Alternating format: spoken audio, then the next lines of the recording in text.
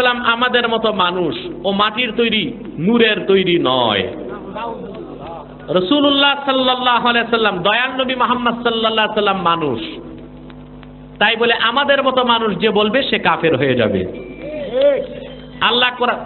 আল্লাহ কোরআনে বলেছেন, কুল ইন্নামা আনা বাশারুম মিসলুকুম, মুহাম্মদ সাল্লাল্লাহু আলাইহি সাল্লাম আপনি বলেন আমি তোমাদের মতো মানুষ।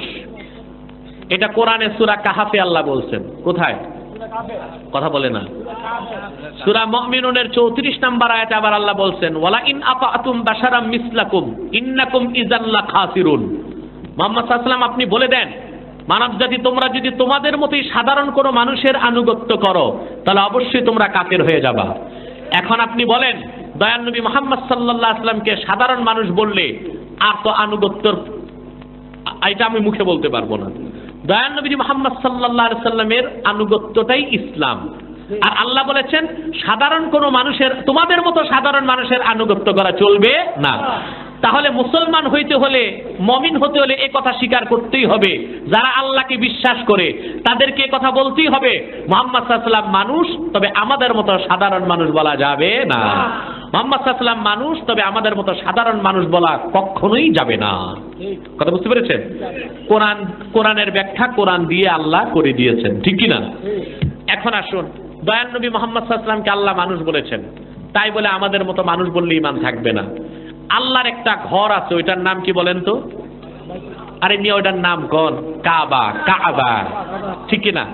কাবাকে আল্লাহ ঘর বলছে, আবার আপনি যে থাকেন এটাও ঘর। কাবাও ঘর, আপনার বাড়িটাও ঘর। এখন কেউ যদি বলে ঘর ঘর তো একই, সে মুসলমান থাকবে না কাফের হবে?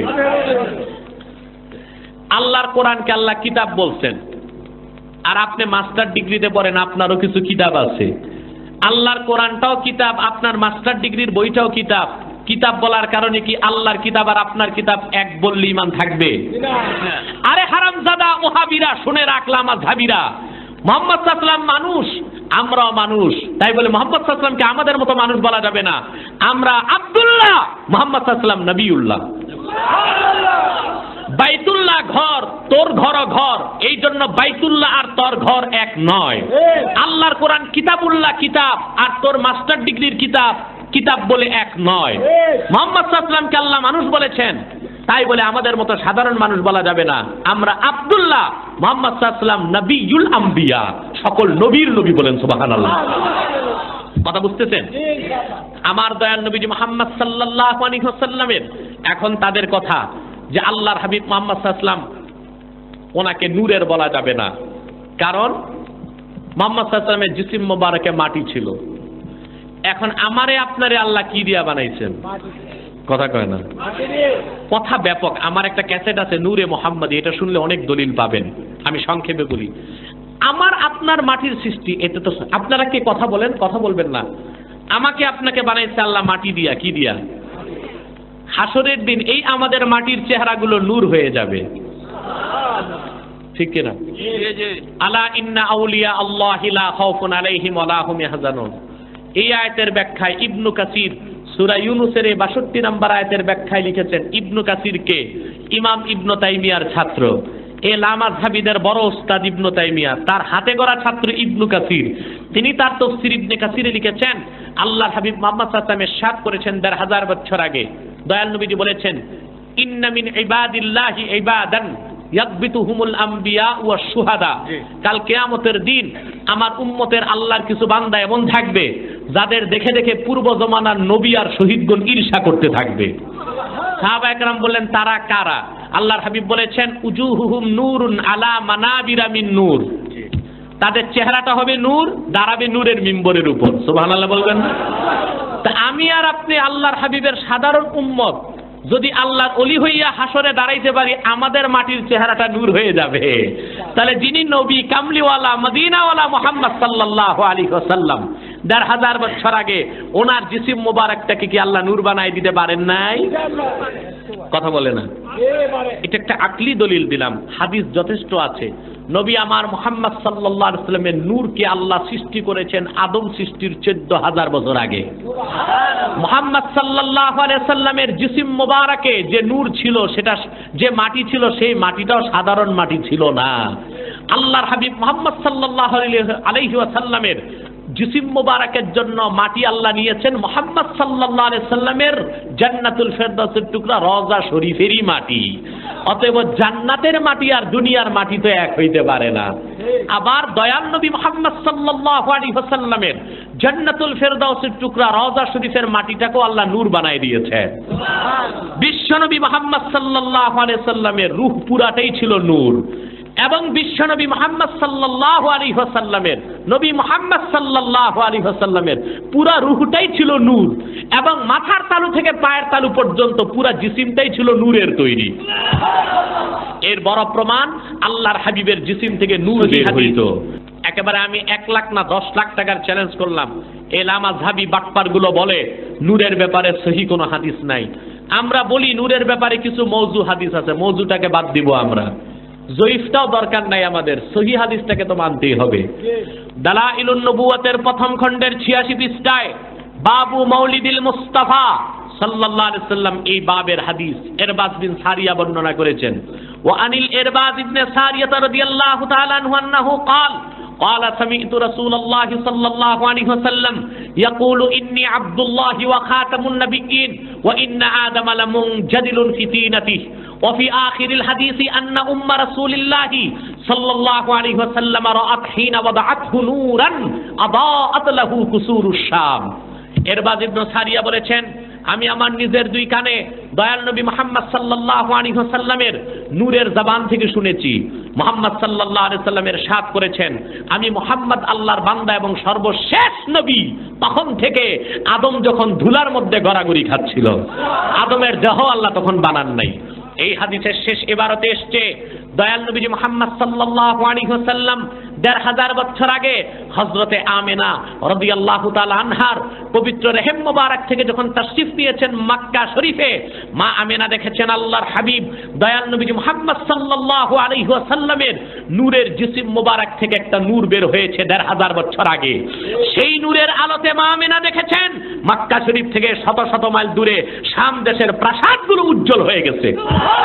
সমাজটারে ধ্বংসের 2 দল, এক দল নজদি আর এক দল বেদাতি, একদল নজদি আর একদল বেদাতি। যারা বেদাতি তারা শিরক শিখায়, আর যারা নজদি লামাযহাবী তারা মানুষকে কুফর শেখায়। ঠিক কিনা বলে? আরো দলিল লাগবে? মিলাদ পড়া বেদাত, মিলাদে কিয়াম করা শিরক। মিলাদের বিপক্ষে আমরা 2 দল মানুষ পাই, এক দল তো কাফের মুশরিক লামাযহাবী, আরেক দল পাই কিছু কওমি মাদ্রাসার ছাত্র আর ওস্তাদ। ওনারা না বুঝেই মিলাদ কিয়ামের বিরোধিতা করতেছেন, এতে ওনারা মিলাদ কিয়ামকে বেদাত ফতুয়া দিয়ে নিজের গোল নিজে খাইতেছে। যখন মাঠে খেলা হয় তখন দেখেন না গোল নিজেরও খাইতে হয় মাঝে মধ্যে অসতর্কতায়। মনে রাখবেন, যারা হানাফি মাযহাবের অনুসারী সুন্নি কওমি মাদ্রাসায় পড়েন, দেওবন্দের ছাত্র, তাদের মিলাদ কিয়াম ইনকার করার কোনো উপায় নাই। লামাযহাবীদের বিষয় আলাদা, ওরা তো মুসলমানই না। আমি বলতেছি আপনাদের কথা, যারা কওমির ছাত্র, দেওবন্দের ছাত্র, আপনারা যদি মিলাদ কিয়ামকে বেদাত বলেন তা আপনাদের গোড়া কেটে যাবে। কারণ জনপুর, ফুরফুরা, শস্যিনা, সোনাকান্দা, ধামটি, আড়াইবাড়ি, ফুলতলি, বানিয়াপাড়া, সিঙ্গুলিয়া, তবলিগ জামাত, এই যে কাকরাইলের তবলিগ জামাত, উজানি, সরমনাই, দেওবন, কওমি, সবার গোড়া আব্দুল হক মুহাদ্দিস দেহলভী, যাকে বলা হয় মারকাজুল আসানিদ, সকলের হাদিসের সনদের মার্কাজ। সেই আব্দুল হক মুহাদ্দিস দেহলভী মিলাদ কিয়ামের ব্যাপারে কি বলছে একটু দেখবেন নি। এই যে তার লেখা কিতাব আখবারুল আখিয়ার, এই কিতাবটার তরজমা করেছেন দারুল উলুম করাচির মুহাদ্দিস, যিনি একজন দেওবন্দি আলেম। স্পষ্ট 624 পৃষ্ঠায়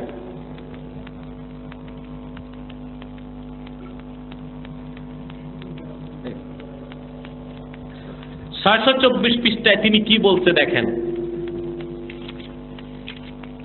মুনাজাত বাদারগাহে কাজিল হাজাত, আল্লাহর কাছে মুনাজাতে উনি কিতাব লেখছেন তো, তারপর মুনাজাতে বলতেছেন, আয় আল্লাহ, मेरा कोई अमल ऐसा नहीं है जिसे आपके दरबार में पेश करने के लायक समझो।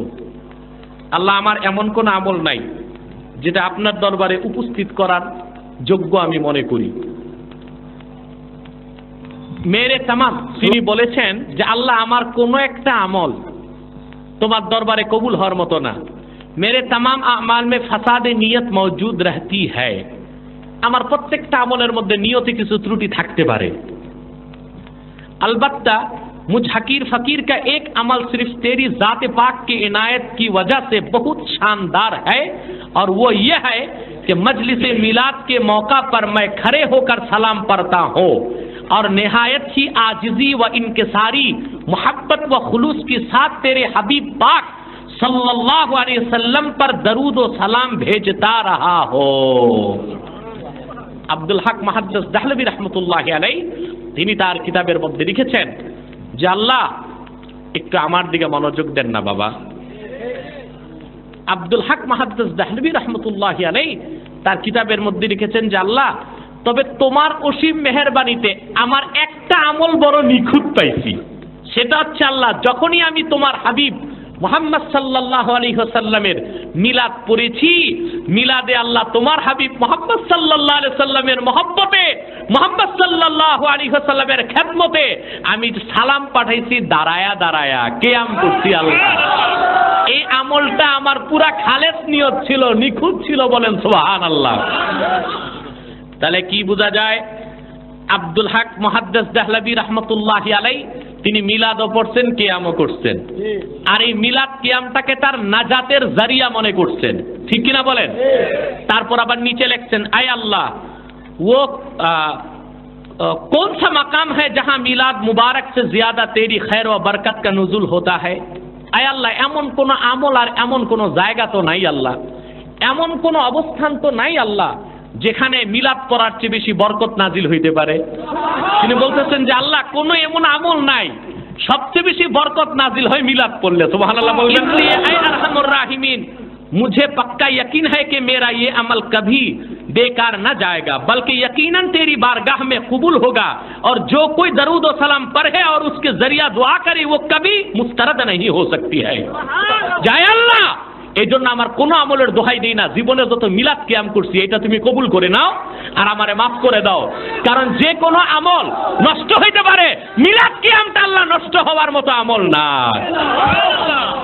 আখবারিয়ার আব্দুল হক মুহাদ্দিস দেহলভীর লেখা, তরজমা করেছেন দারুল উলুম করাচির মুহাদ্দিস, দেওবন্দিরা তরজমা করছেন।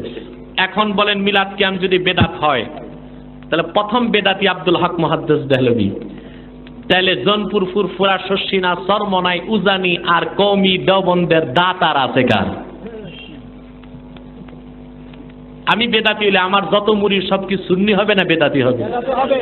তাহলে লামাযহাবীদেরকে বাদ দেন, কিন্তু যারা কওমি দেওবন্দি হানাফি তাদের পক্ষে মিলাদ কিয়ামকে ইনকার করার কোনো সুযোগ নাই।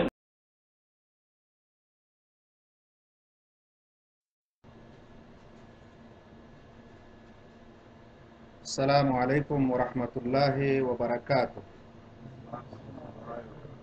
الحمد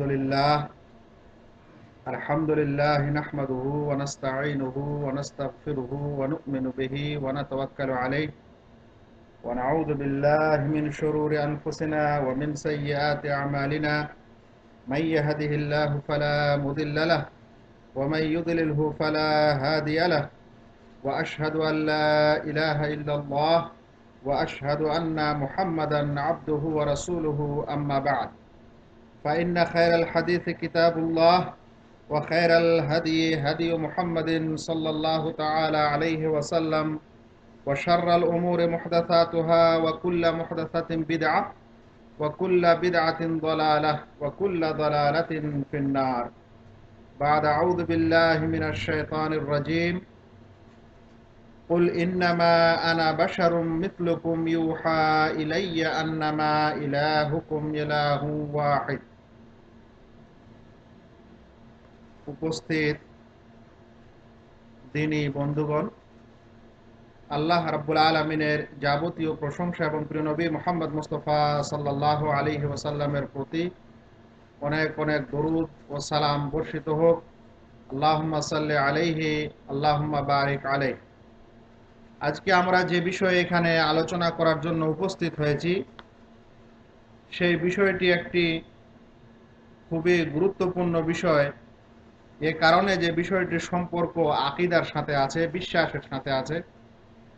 এ কারণে যে আমরা সমাজে এই কথাটি বা এই বিষয়টি বারবার শুনে থাকি। বিষয়টি হচ্ছে এই যে প্রিয় নবী মুহাম্মদ মুস্তাফা সাল্লাল্লাহু আলাইহি ওয়াসাল্লাম কি নূরের তৈরি? আমাকে যেদিন এই প্রশ্নটি প্রথম জিজ্ঞাসা করা হয় এই দাওয়াত সেন্টারে, সেদিন আমি একটু সমস্যায় পড়ে গেছিলাম, কারণ আমি সেদিন এই প্রশ্নটি প্রথম শুনছিলাম। এই কারণে সমস্যায় পড়েছিলাম যে মানুষ তো মানুষই হয়, মানুষের পেট থেকে তো মানুষই আসে, আর আমাদের নবী সাল্লাল্লাহু আলাইহি সাল্লামের বিষয়টা এরকম, কিন্তু তা সত্ত্বেও তিনি নূরের তৈরি, এটা কেন হচ্ছে বা এই প্রশ্নটা কেন করা হচ্ছে? অতঃপর এই বিষয়টাকে নিয়ে আমি মোটামুটি ঘাঁটাঘাঁটি শুরু করি এবং পড়াশোনা শুরু করি। তারপরে যে সমস্ত বিষয় বা তথ্য আমি পাই, সেই তথ্যগুলি যখন জমা করলাম, তখন এরকম একটা ছোট বই হয়ে গেল। বইটার নামও তাই, নবী সাল্লাল্লাহু আলাইহি সাল্লাম কি নূরের তৈরি।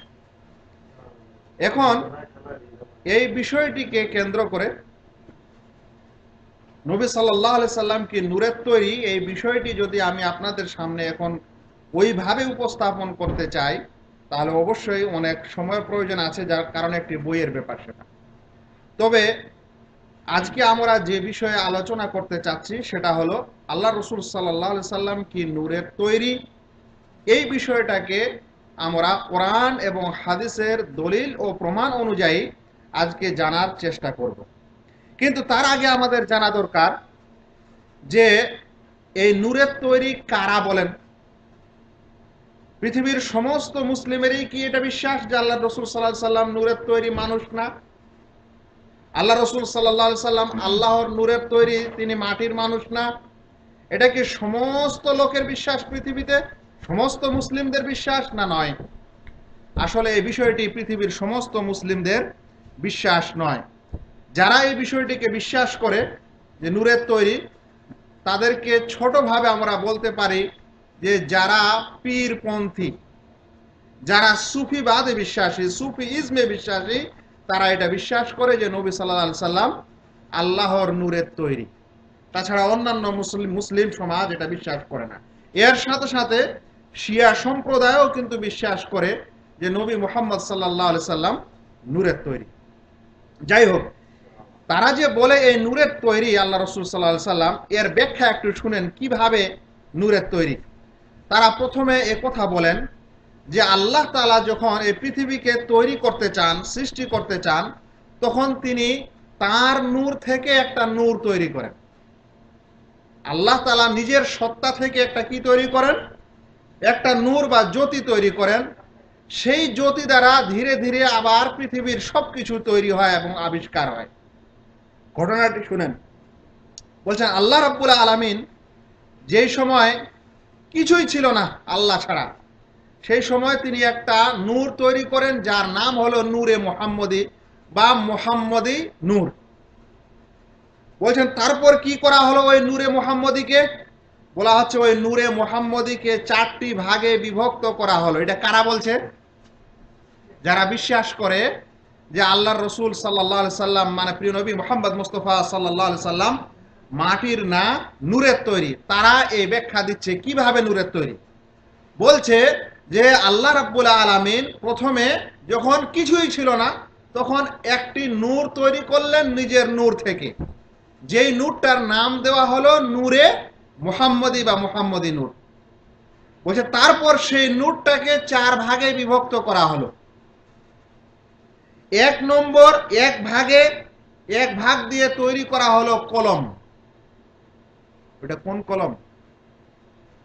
যে কলম দিয়ে আল্লাহ মানুষের ভাগ্য এবং সবকিছু লিখেছেন। বলছে ওই কলম 4 ভাগে 1 ভাগ দিয়ে, 4 ভাগের 1 ভাগ দিয়ে এক কলম তৈরি করা হলো। তারপরে আরেক ভাগ, দ্বিতীয় ভাগ দিয়ে লাউহে মাহফুজ তৈরি করা হলো। লাউহে মাহফুজ সংরক্ষিত ফলক, যেখানে মানুষের সবকিছু ভাগ্যবান না ভাগ্যবান নয়, তার ভাগ্য কি, এসব কিছু যেখানে লেখা হয়েছে, পৃথিবীর সবকিছু যেখানে লেখা হয়েছে, যার নাম হচ্ছে লাওহে মাহফুজ বা সংরক্ষিত ফলক, সেটা নূরে মুহাম্মাদির দ্বিতীয় ভাগ দিয়ে তৈরি করা হলো। বলছে তৃতীয় ভাগ দিয়ে তৈরি করা হলো, তৃতীয় অংশ দিয়ে তৈরি করা হলো আল্লাহ রাব্বুল আলামিনের আরশ। তাহলে আল্লাহ তাআলার নূরকে প্রথমে এক ভাগে বিভক্ত করে নাম দেওয়া হলো নূরে মুহাম্মদী।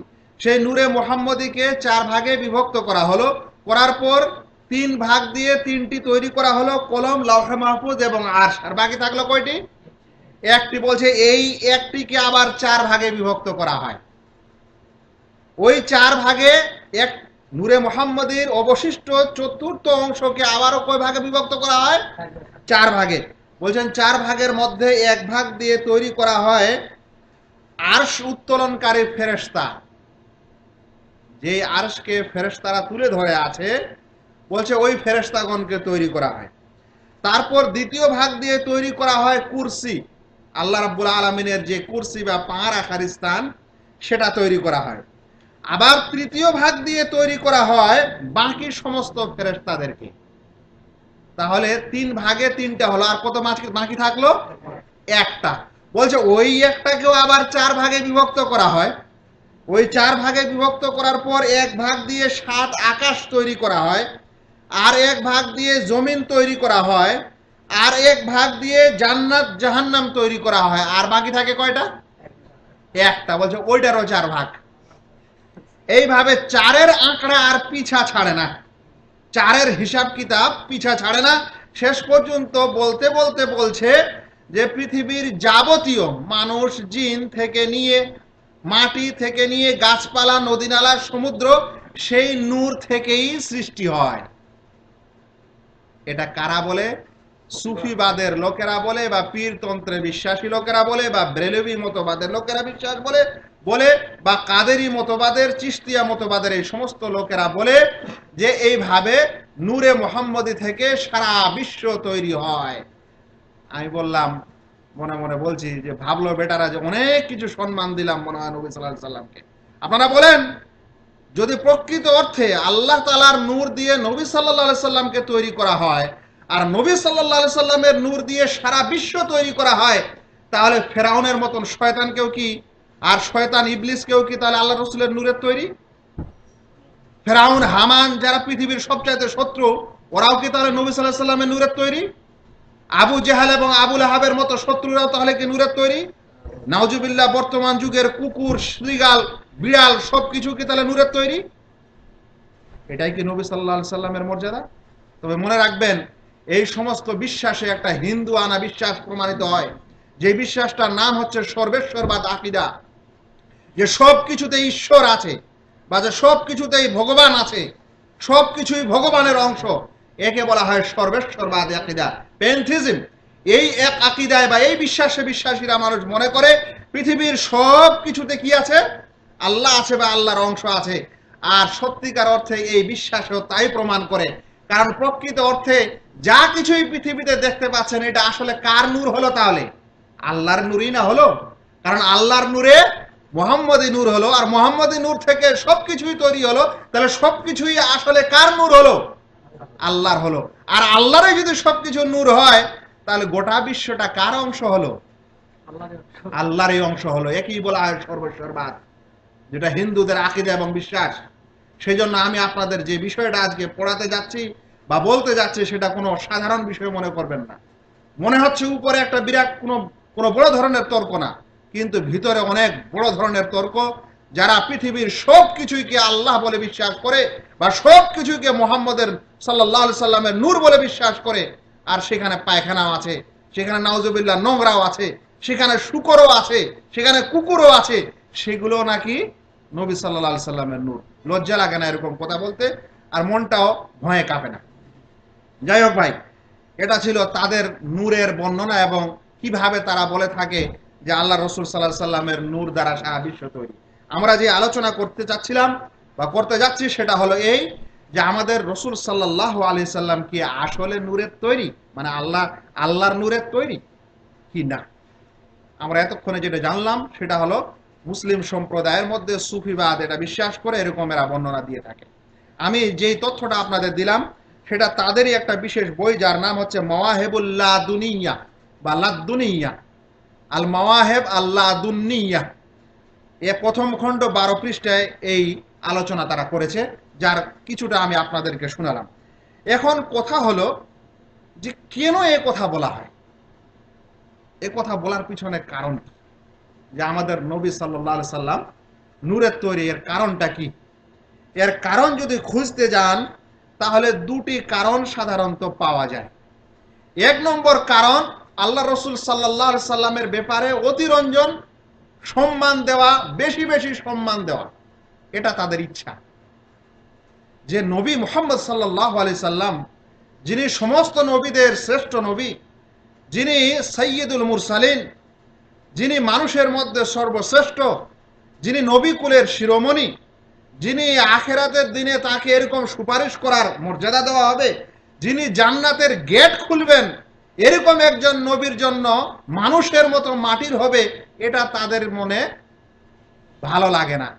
সে কারণে তারা ভাবছে যে না, আল্লাহর রসুলকে আল্লাহর নূরের বলতে হবে, তাহলেই বেশি মর্যাদা দেওয়া হলো, না হলে হলো না। কিন্তু ভাই, এই যুক্তি ঠিক না। নূরের তৈরি হলেই যে ভালো হয়ে যাবে, এটা কি আল্লাহ বলেছেন? আর মাটির তৈরি হলেই খারাপ হয়ে যাবে, এটা কি আল্লাহ বলেছেন?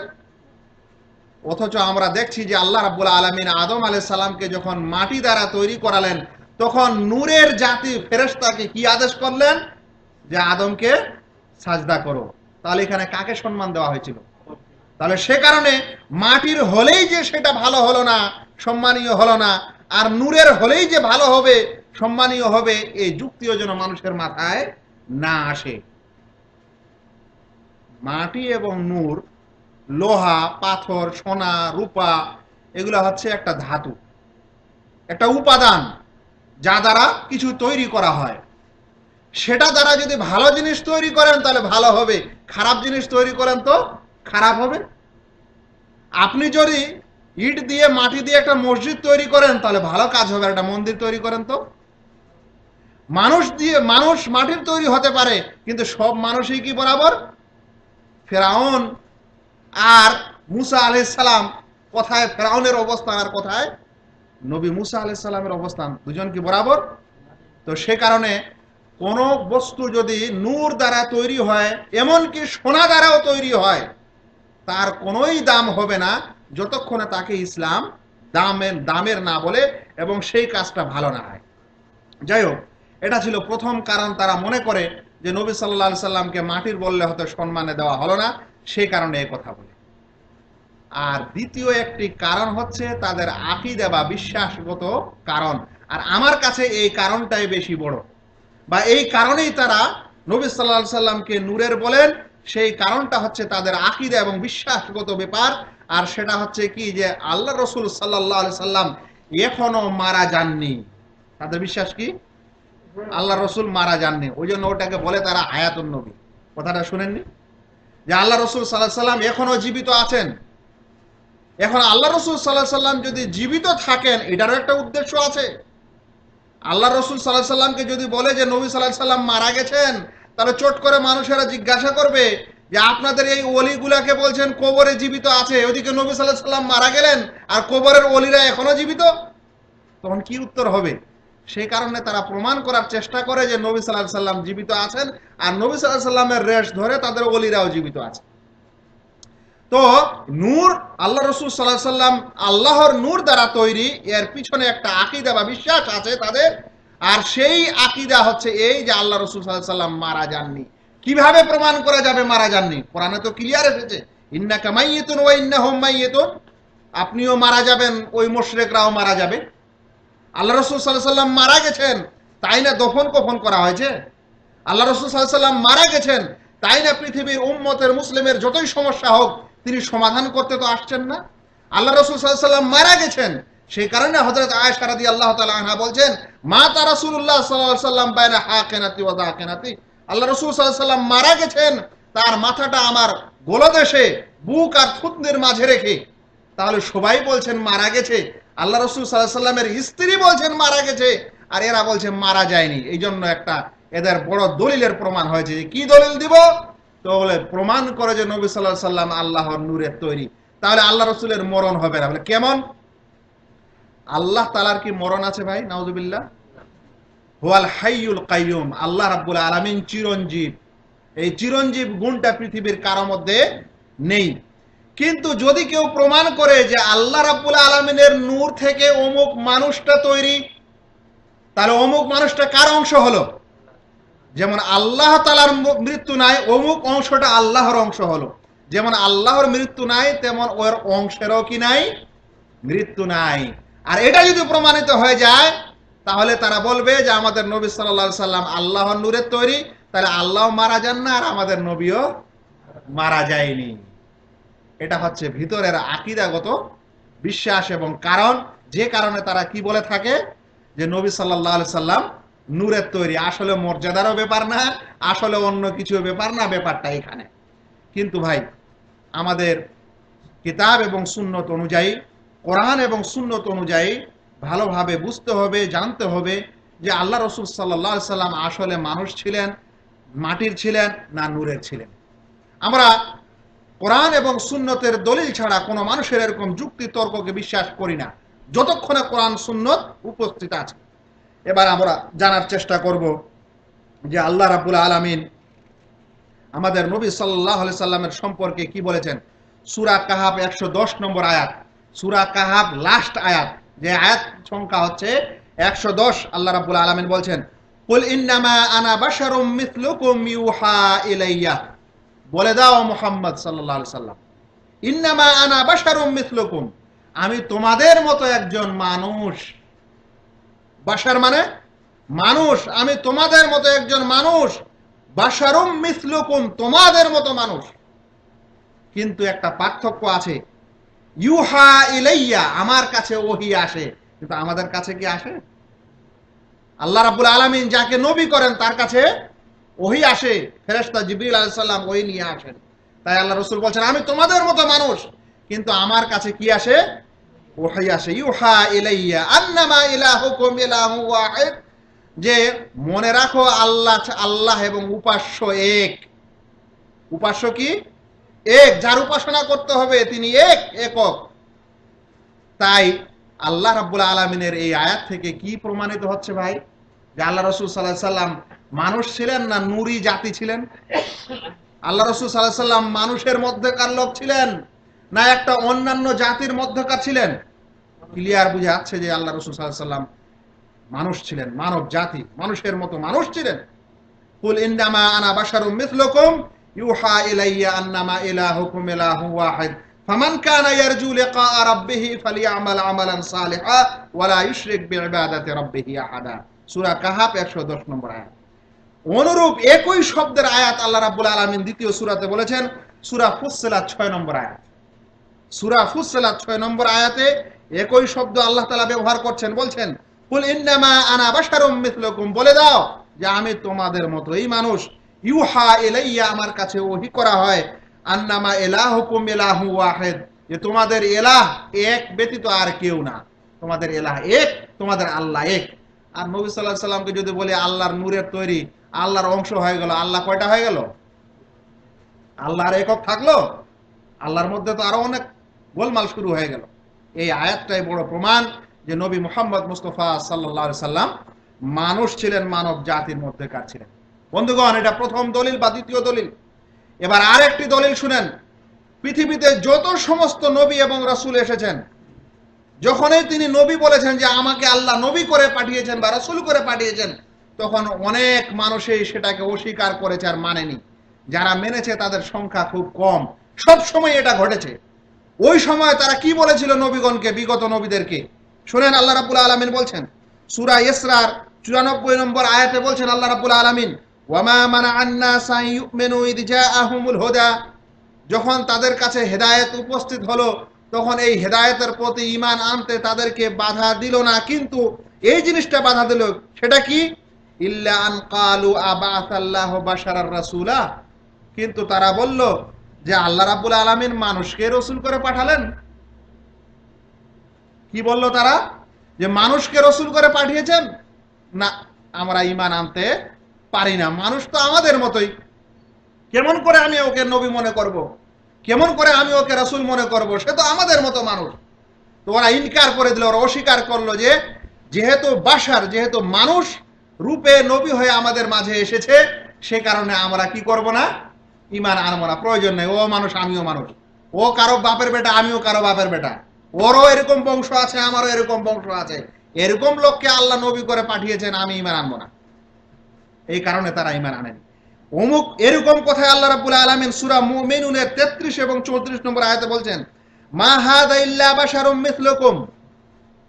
এ নবী বলে দাবি করে, এ তো মা হাযা ইল্লা বাশারুম মিসলুকুম, এ তো তোমাদের মতোই মানুষ। ইয়াকুলু মিম্মা তাকুলুন, তোমরা যা খাও এও তাই খায়।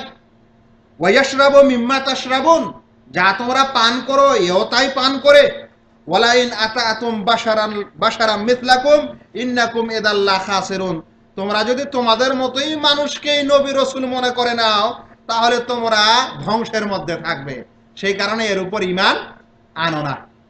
আরো শুনেন, আল্লাহ রাব্বুল আলামিন সূরা ফুরকানের 20 নম্বর আয়াতে বলছেন, এরকম মুশরিকরা যারা রাসূলদের প্রতি ঈমান আনেনি এই সংশয়ের কারণে যে না, রাসূল মানুষ হয়ে দুনিয়াতে এসেছে, আমাদের মধ্যেকার মানুষকেই নবী করে পাঠানো হয়েছে, সেই কারণে আমরা এর উপর ঈমান আনবো না, এই কথা আল্লাহ রাব্বুল আলামিন তাদের এই কথাকে বলছেন।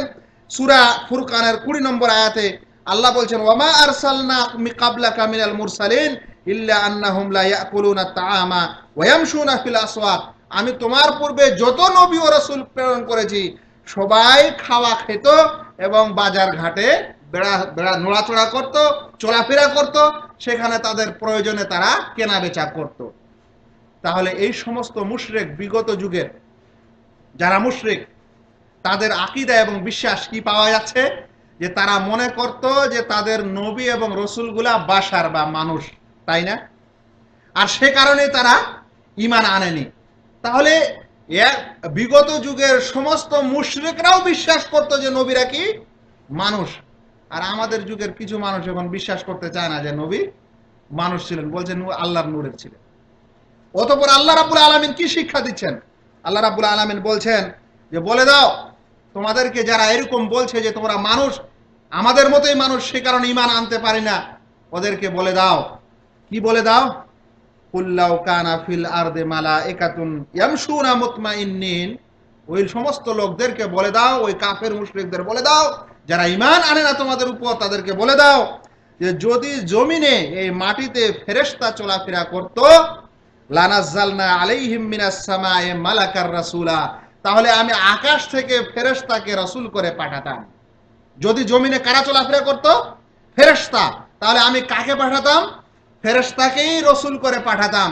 কিন্তু জমিনে চলাফেরা করে বসবাস করে মানুষ, সেই কারণে আমি কাকে পাঠাচ্ছি? সেই কারণে আমি মানুষকে নবী এবং রাসূল করে প্রেরণ করেছি। বন্ধুগণ, মনে রাখবেন, যারা ঈমান আনে না তাদের সমস্যা অনেক। মানুষকে পাঠিয়েছে তো বলছে আমাদের মতোই মানুষ, ফেরেশতাকে পাঠালে কি বলতে জানেন? এ তো ফেরেশতা, এ তো আমাদের মধ্যেকার নয়, এর উপর কেমন করে ঈমান? যাই হোক, এটা ছিল দ্বিতীয় প্রকারের দলিল, যেখানে ক্রিয়ার বোঝা যাচ্ছে যে পৃথিবীতে যত সমস্ত রাসূল এবং নবী এসেছেন সবাই কি ছিলেন? মানুষ ছিলেন। আর পৃথিবীতে যেহেতু মানুষ বসবাস করে, সে কারণে আল্লাহ রাব্বুল আলামিন মানুষকে রাসূল করে পাঠান, কোন ফেরেশতাকে, কোন অন্য জাতিকে, মানুষের জন্য জিনকে, মানুষের জন্য ফেরেশতাকে নবী এবং রাসূল করে পাঠানো হয় না, বরং মানুষের জন্য মানুষকে নবী রাসূল করে পাঠানো হয়। সে কারণে প্রিয় নবী মুহাম্মদ মুস্তাফা সাল্লাল্লাহু আলাইহি সাল্লাম মানুষ ছিলেন, তাই মানুষের মাঝেই তাকে নবী এবং রাসূল হিসাবে প্রেরণ করা হয়েছিল। বন্ধুগণ, এটা ছিল কোরআন শরীফের কয়েকটি আয়াত, যেটা আমি আপনাদের সামনে তুলে ধরলাম যে আমাদের নবী সাল্লাল্লাহু আলাইহি সাল্লাম একজন মানুষ ছিলেন এবং মানুষের মাঝে তাকে প্রেরণ করা হয়েছিল। তিনি কোনো নূরি জাতি থেকে ছিলেন না, আলো বা জ্যোতির জাতির লোক ছিলেন না।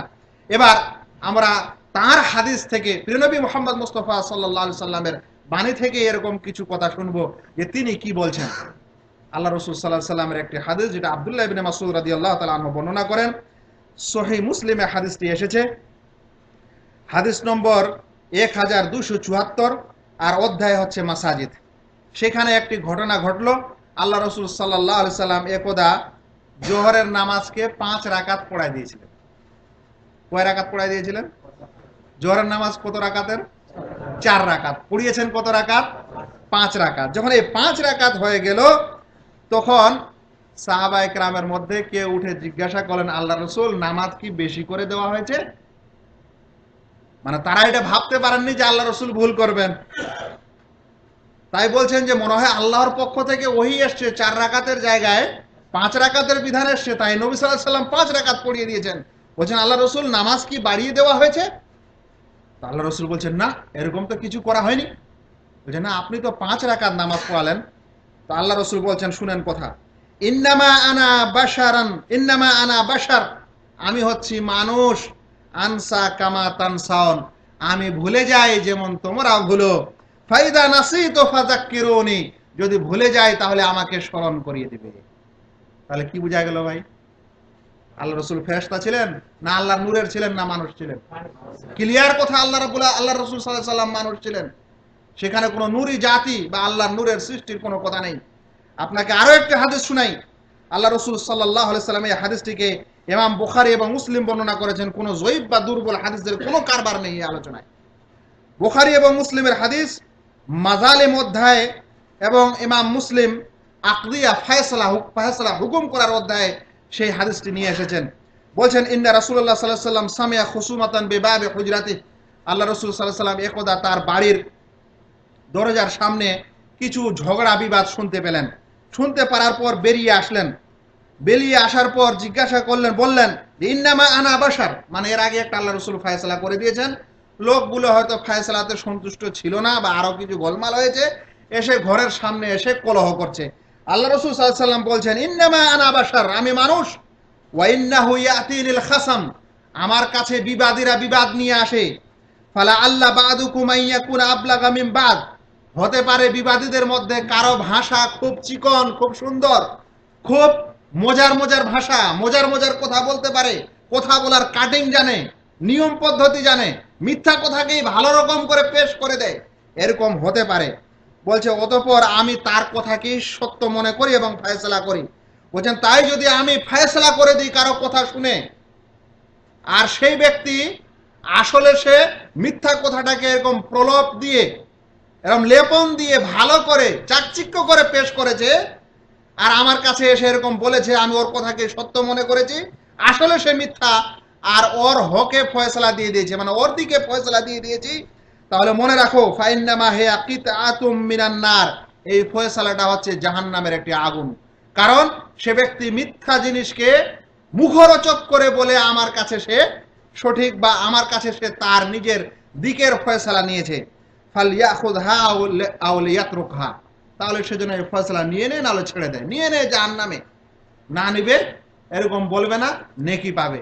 আল্লাহ রাসূল কি বলছেন? ইন্নামা আনা বাশার, আমি মানুষ, আর আমার কাছে এরকম হয়।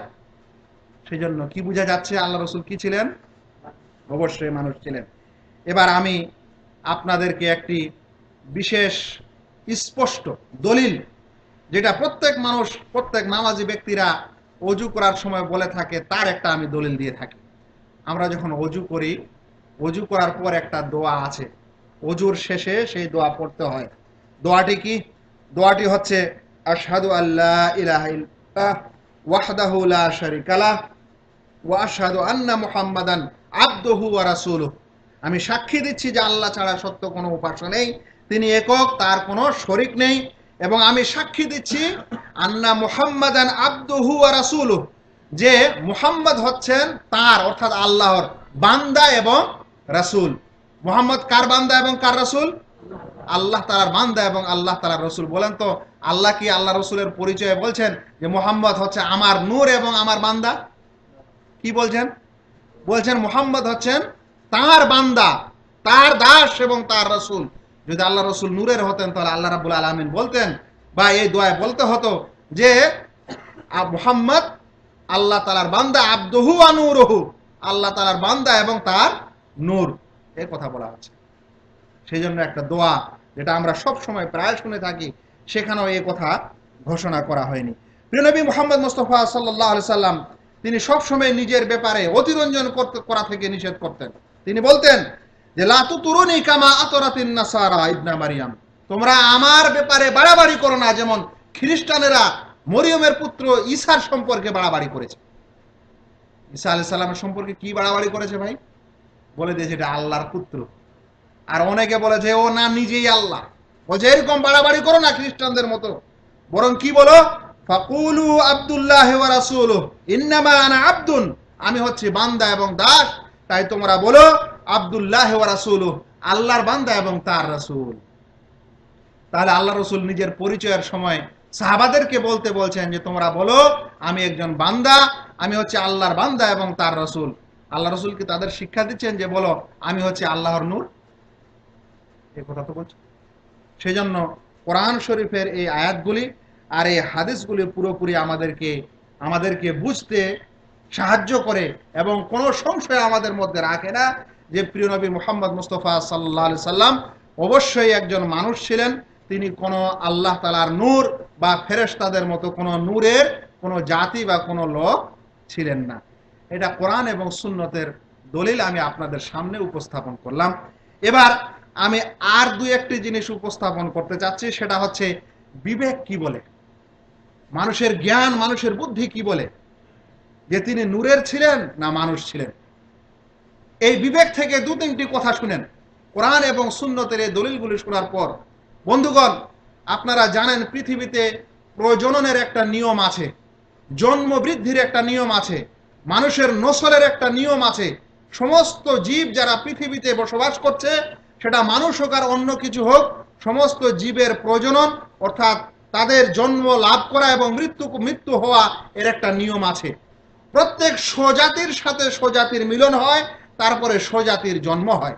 কথাটির উদাহরণ হলো এই যে মানুষের সাথে মানুষের মিলন হয়, তারপরে মানুষ জন্ম নেয়, তাই না?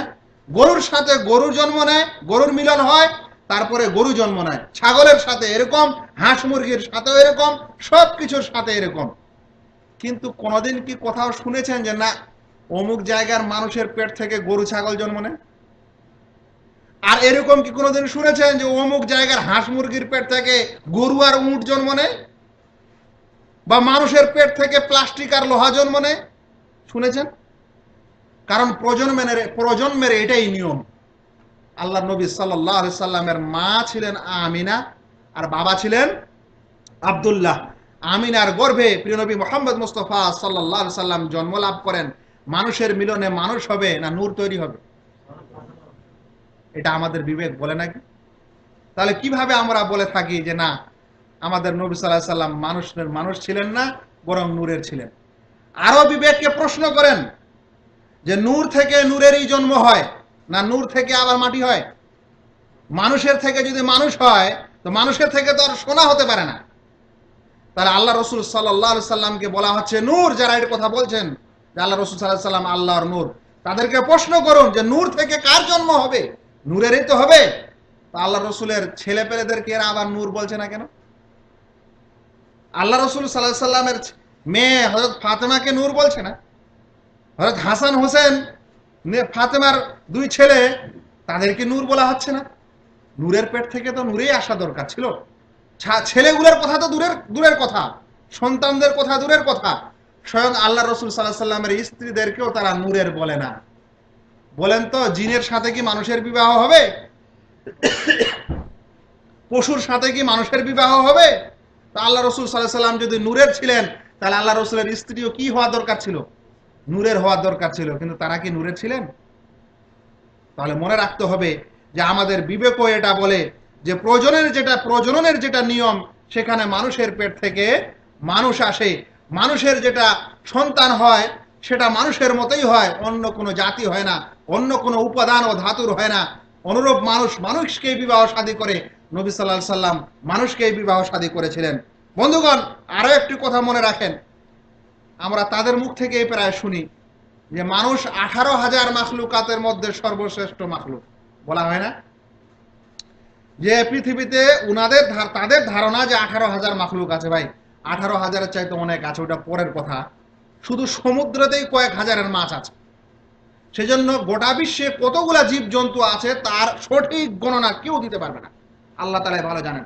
কিন্তু 18,000 না, লাখো পর্যন্ত জীব জন্তু পৃথিবীতে প্রকারের বসবাস করে। তবে তারা বলে থাকে যে মানুষ হচ্ছে 18,000 মাখলুকাতের মধ্য থেকে উত্তম মাখলুক, উত্তম সৃষ্টি।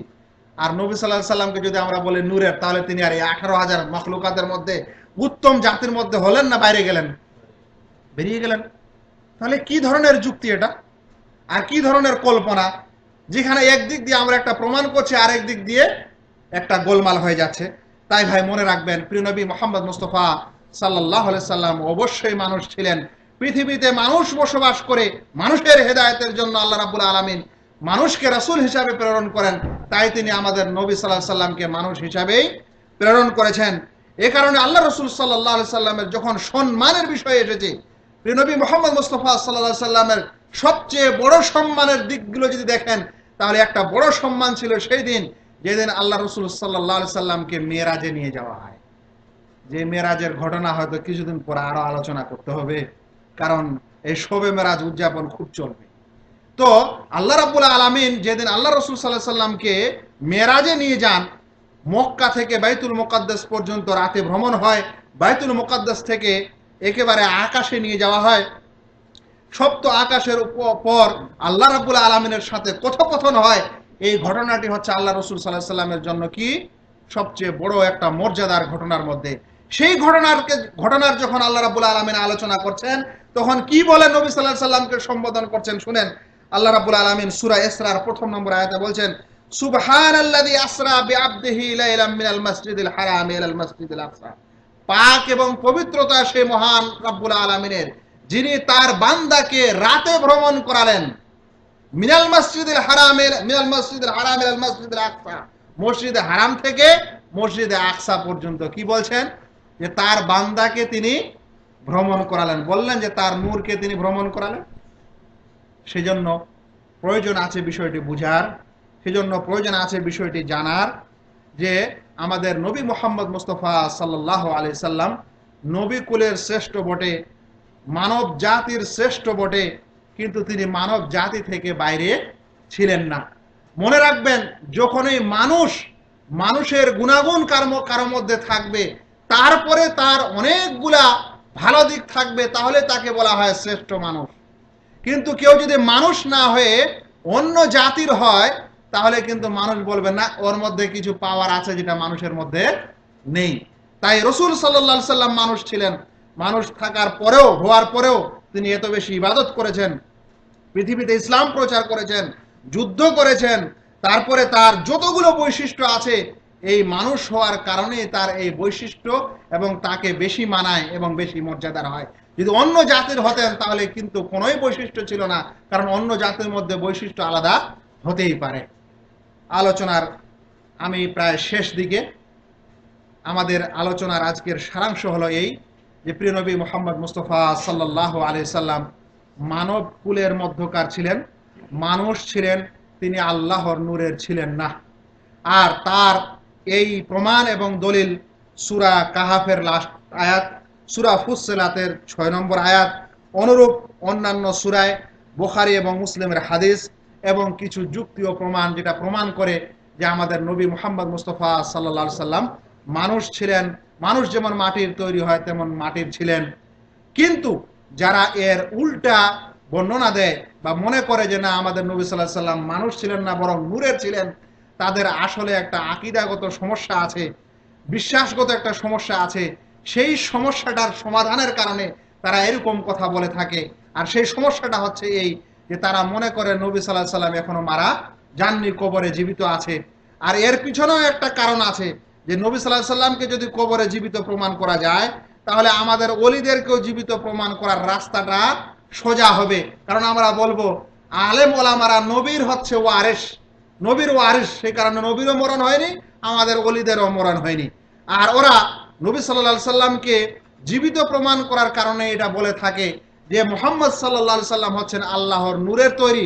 যখন আল্লাহর নূর বলে প্রমাণিত হবে, যেমন আল্লাহ তাআলার চিরঞ্জীব মরণ হয় না, তখন প্রমাণিত হবে যে তাহলে নবী সাল্লাল্লাহু আলাইহি সাল্লাম যেহেতু আল্লাহর নূরের, তাহলে আল্লাহর নবীও মারা যাননি। এরকম আকীদা এবং বিশ্বাসের কারণে তারা বলে থাকে যে নবী সাল্লাল্লাহু আলাইহি সাল্লাম আসলে নূরের তৈরি, নচেত নবী সাল্লাল্লাহু আলাইহি সাল্লাম আল্লাহর নূরের তৈরি না, তিনি একজন মানুষ, মানুষের পেট থেকে জন্ম নিয়েছেন।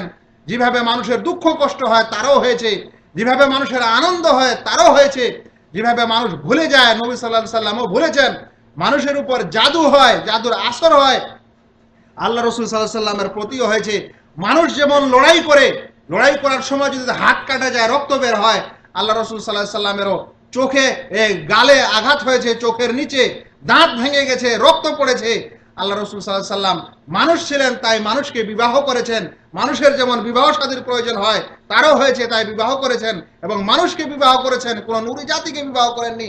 মানুষের যেমন ছেলে পেলে হয়, সন্তান হয়, আল্লাহ রসুল সাল্লাল্লাহু আলাইহি সাল্লামেরও সন্তান এবং ছেলে পেলে হয়েছে।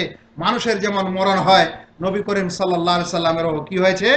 মরণ হয়েছে। মানুষের গণ্ডি থেকে তিনি কখনো বাইরে ছিলেন না।